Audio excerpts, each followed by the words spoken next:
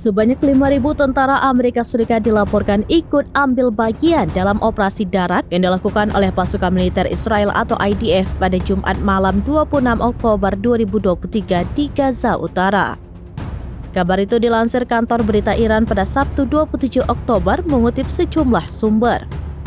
Menurut kantor berita tersebut, operasi Israel dilaporkan melibatkan 3 divisi dan beberapa brigade angkatan bersenjata Amerika Serikat.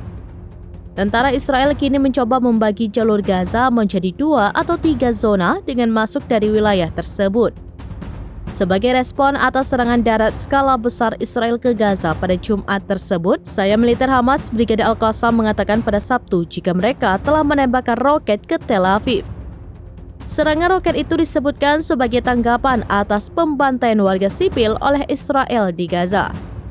Laporan tersebut, IDF kemudian membunyikan sirine tanda bahaya serangan udara ke Tel Aviv dan pusat kota Israel saat serangan dari Brigade Al-Qassam itu terjadi.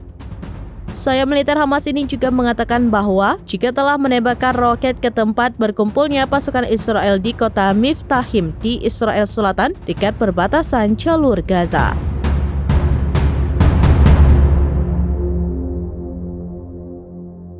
Download Tribun X sekarang, menghadirkan lokal menjadi Indonesia.